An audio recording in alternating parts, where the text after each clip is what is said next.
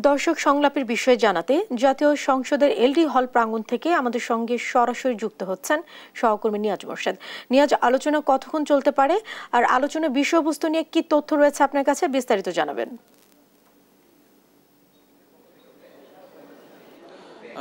Jessica, কিছুক্ষণ আগে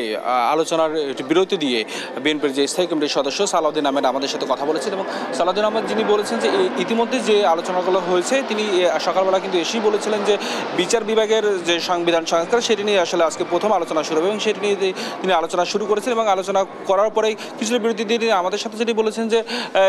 বিচার বিভাগ নিয়ে তারা আসলে বেশ কিছু বিষয়ে তারা আসলে আপনারা একমত হয়েছেন এবং কিছু কিছু বিষয়ে তারা দ্বিমত পোষণ করেছেন এবং সেই সাথে যদি একটু বলি আর মোটা থাকে যে বিচারপতি নিয়োগের ক্ষেত্রে কিন্তু তারা বলেছেন যে আপনার যে একজনের প্রস্তাব দিয়েছেন যে যিনি মোস্ট সিনিয়র থাকবেন তাকে হয়তো নিয়োগ দেওয়ার প্রস্তাব দিয়েছেন। সেক্ষেত্রে বিএনপি বলছে যে আসলে বিচারপতি নিয়োগের ক্ষেত্রে এর আগে যেটি ঘটেছে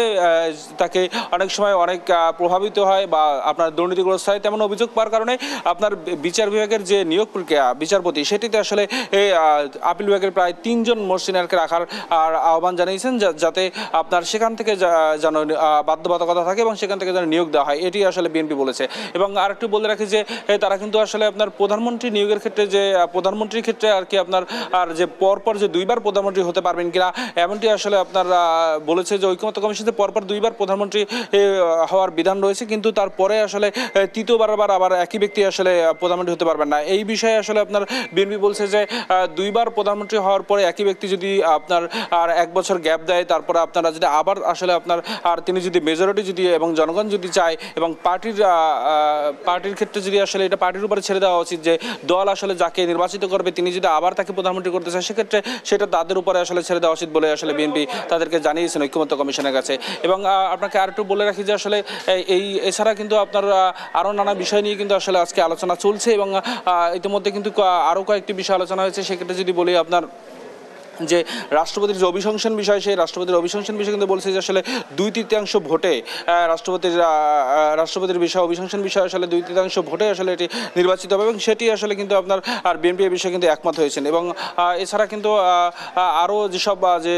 সংসদ নেতা যে একই ব্যক্তি আসলে প্রধানমন্ত্রী একাধারে এবং সংসদ নেতা এবং সেই সাথে দলীয় প্রধান থাকতে পারবেন কিনা